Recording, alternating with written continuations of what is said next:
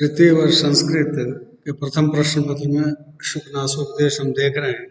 देखिए, जो पंक्ति पढ़ी पीछे उसका सरलार्थ यूं लिखेंगे हम कि मंगल के अभिलाषी कल्याणाभिनिवेशी, कल्याण चाहने वाले पहले लक्ष्मी को ही देखे।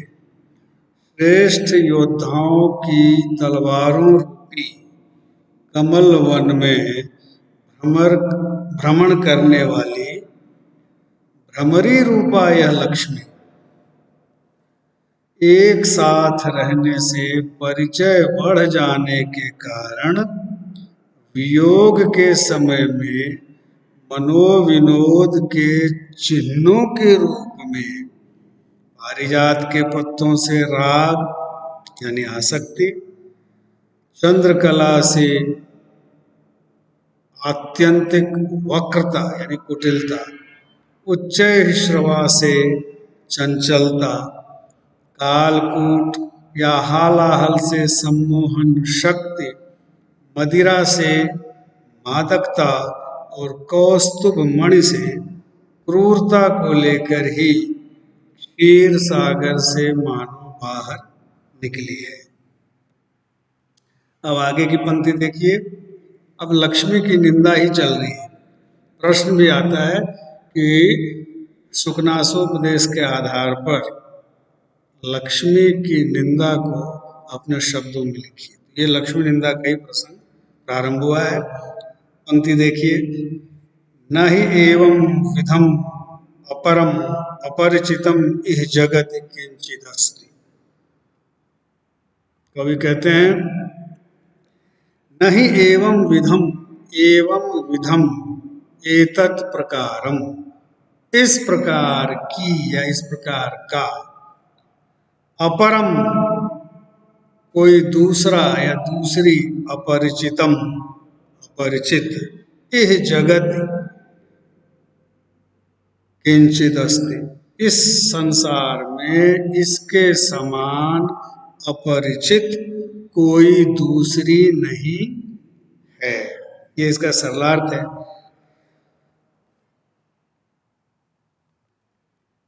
यथेयम अनार्या, यथा इयम अनार्या। आर्य कहते हैं सज्जन पुरुष को, अनार्य कहेंगे दुष्ट पुरुष को, दुर्जन को, और स्त्रीलिंग में अनार्या। ऐसी दुष्टा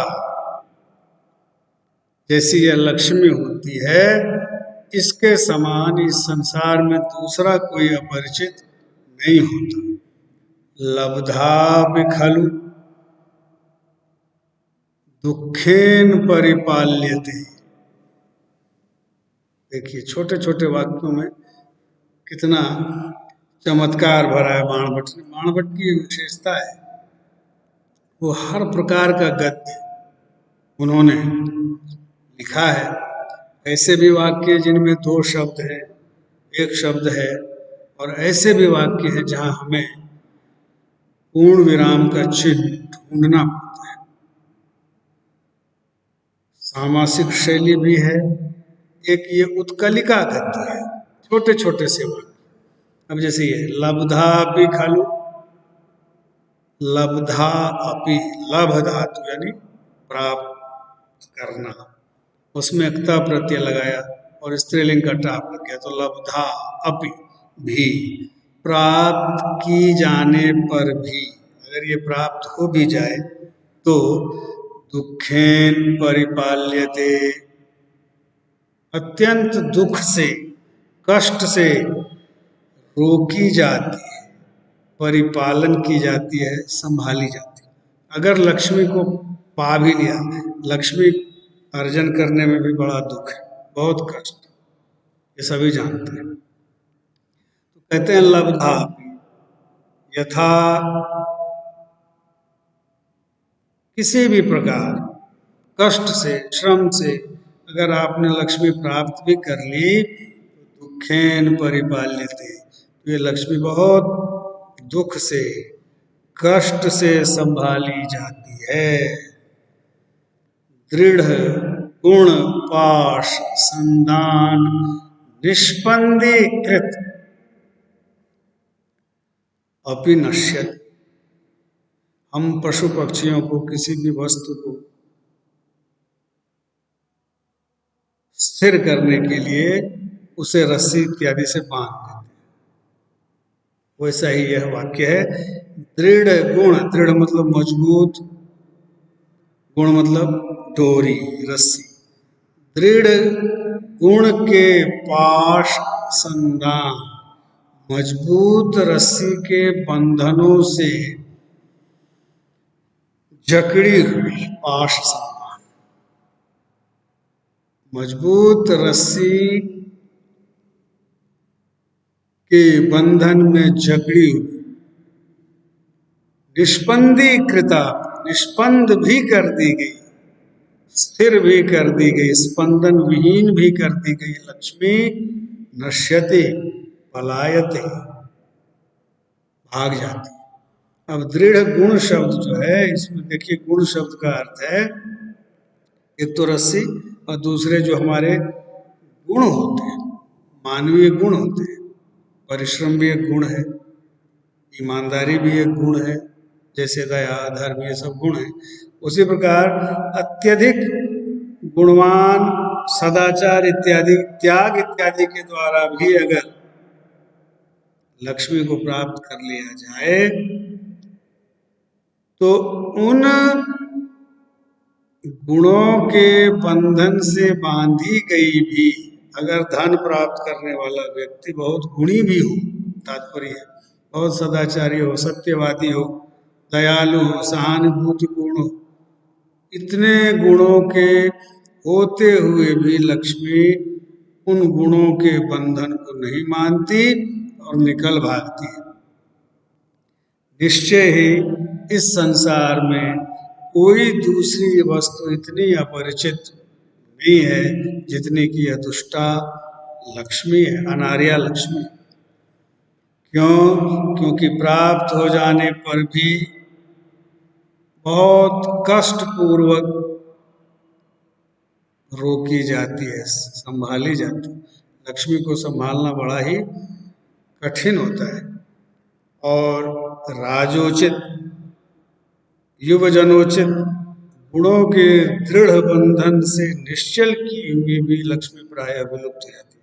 अब देखिए ये लक्ष्मी का स्वभाव है, वैभव। लक्ष्मी जिसका हम सांसारिक अर्थ बताते हैं, धन, संपत्ति, वैभव इत्यादि, ऐश्वर्य, इसका ये स्वभाव होता है कि लक्ष्मी किसी परिचय को नहीं मानती।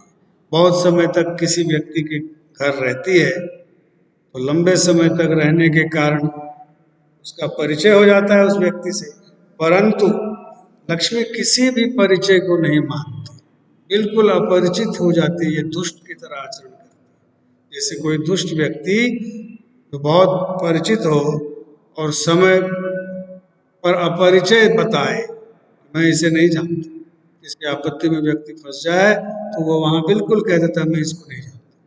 यही स्वभाव लक्ष्मी का है। लक्ष्मी अगर प्राप्त भी कर ले, लक्ष्मी के अर्जन में भी कष्ट है, रक्षण में भी कष्ट है।